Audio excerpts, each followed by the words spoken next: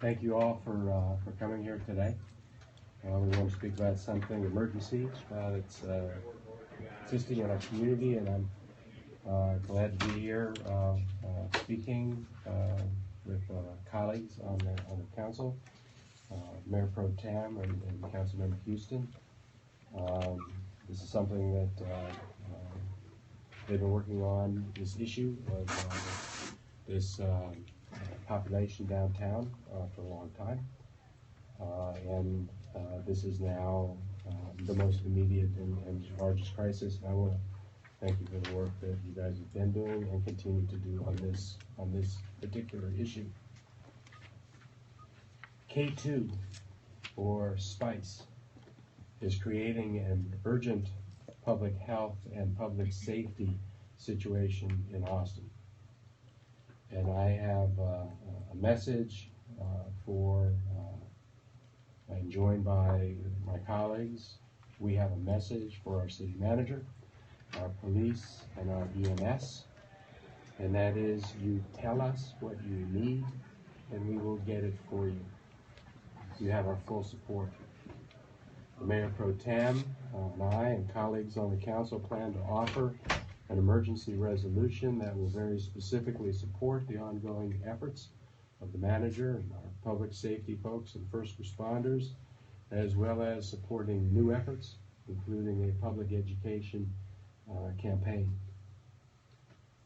I am not here to tell you not to do drugs. We all know that. But I am here to tell you not to do this drug, which is why I'm using its street name, the SPICE. I don't want anyone to be confused. This drug puts people into the hospital every day, and even one hit of this drug can do serious damage. Unfortunately, many of the people that are taking K2 or SPICE, they don't watch the news. K2 is being sold to people who are experiencing homelessness in our community. This is our most vulnerable population. These are Austinites, and we will be judged on how we help them. This is another example of why we need to deal with homelessness holistically in our community. They need our help, and they need our protection. And the people that are preying upon the homeless because they are homeless deserve to experience the fullest extent of our law enforcement and judicial system. For those that are orchestrating and profiting off this misery, I don't know if there's a special place in hell for them, but there is definitely a place in prison with their name on it. Next speaker is going to be our city manager, Lynn. Thank you, Mayor. You know, anytime we have incidents like we've had recently, incidents that impact the lives of Austinites and visitors to our great city, we have a mission and a responsibility to act. I'm happy to know that we have people all across our organization that have been and are actively working to get to the bottom of this K2 issue and are trying to hold people accountable. It's important to know that we all have a responsibility in this community. That's why we not only have our public safety professionals here today, but also our public health professionals. Thank you all for helping us get the word out to our community about this dangerous drug.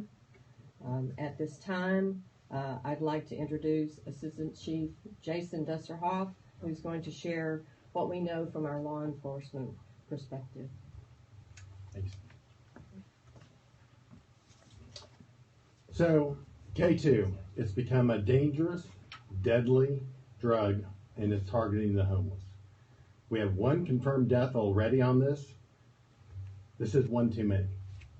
We're looking at dealers who are preying on the most vulnerable of the Austin population, the homeless. If you look at the cost of this drug, we're literally talking $5. This is targeting people that don't have the means. This is targeting people that don't need this type of behavior directed towards them. Using extremely cheap K2 products, they're able to victimize the homeless population. K2 can create very, very aggressive behavior. It can go into comatose, and like I explained earlier, even death. We already have one reported death from a homeless individual from K2. We're not going to tolerate this. We're going to be finding these dealers wherever they choose to hide. Wherever hole they are at, we are going to find them. APD is working with the DA, which I actually just got off the phone with this morning, and they're going to give you our continued support. And we're going to make sure that these individual dealers are held accountable to the fullest extent of the law. That's APD's commitment, and that's the district attorney's commitment. The first K2 case has actually gone to trial, and that individual got 5 years jail time. I think that shows the DA how they are treating it and how APD is treating it. The range of K2 for dealing it is anywhere from 5 years to 99 years. And I'm telling you right now, we're going to be working on the large punishment scale because this is wreaking havoc on the homeless citizens of Austin. APD has conducted 3 very large K2 warrant roundups where we've done reversals. We've done one in August of 2016, October 2016, and March 2017. Since the law changed last year to broaden the K2 compounds included in the prosecution, we have issued 104 warrants for K2 dealers. 89 of those K2 dealers are specific people as opposed to the 104 warrants. 70 of these suspects have already been arrested, and the rest are on the run being tracked down as we speak.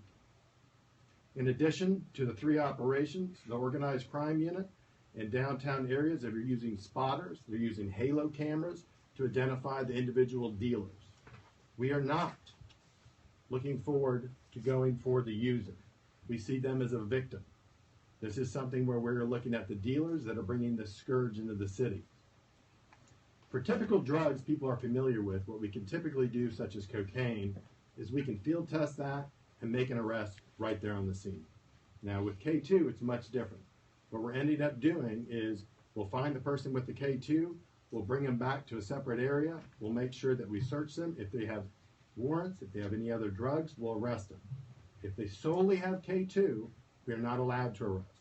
What we'll do is seize the drug, and currently this is taking 3 to 6 months to make sure we analyze the drug, and if it is K2, we will issue a warrant. Organized crime is currently working with federal agencies, other city agencies, to actually go after the larger dealers, and I think this is a very big component. We can't just deal with it in the city of Austin, we have to deal with it in the state of Texas as well.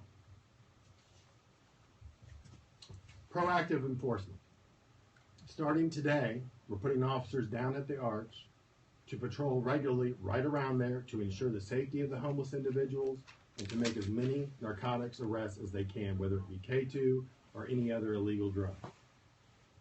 Downtown is staffed to 80% and then 100% on the weekends to make sure that with this K2 increase, we're making sure we have enough law enforcement present to make people safe when they go down there and to ensure that the K2 product is not easily sold. I want to give you a little bit of an example. On April 3rd, which is pretty recent, we made 17 arrests near the Arch. 17. That's just a few days ago. This morning, I just found out there was 5 calls where individuals had overdosed on K2. EMS and police rushed to the scene and assisted the individuals. This was just this morning. 5 individuals.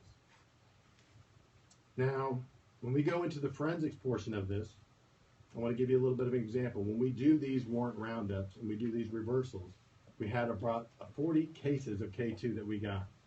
This took our chemistry lab 1 month plus overtime, which had a significant impact on our chemistry lab. K2 has thousands of combinations.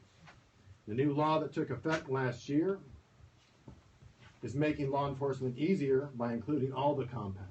So this way, if they change it by 1 molecule, 1 compound, we can still arrest them.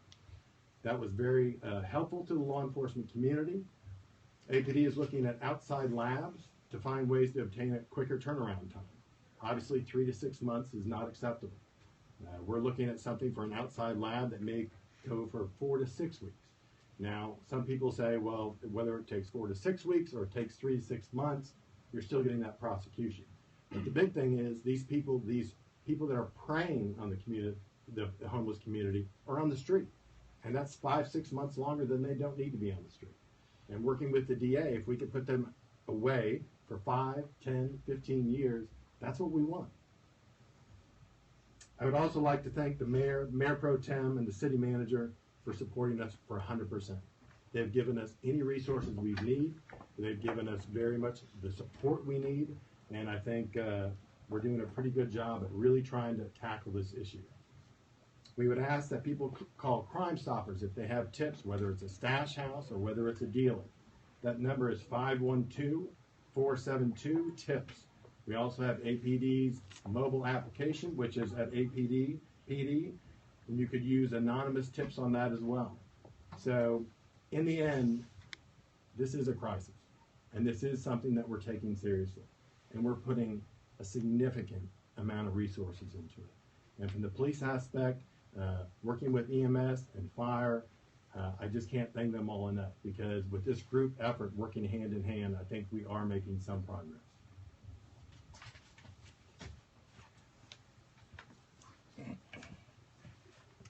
Good afternoon, Jasper Brown, Chief of Staff, Boston Travis County EMS. I'd like to echo the comments by Chief Dusterhoff in thanking our Mayor, Mayor Pro Tem, our council members for the continued support in this and always for our department. Also, our city management, interim city manager Elaine Hart. I just really want to emphasize that this is not synthetic marijuana. A lot of comments already online from articles I've read this morning that it's just marijuana. We just need to legalize it and the problem would go away. This is not an issue of legalization. This is not marijuana. This is a cocktail mixed up with all kinds of chemicals that causes a variety of reactions for people. Chief Dusterhoff mentioned a few of them. Some people have convulsions, some people have seizures, some people go unconscious. It slows down their breathing to a point that possibly other chemicals or medications they take may stop their breathing. Some have violent reactions to them. This is not a typical marijuana.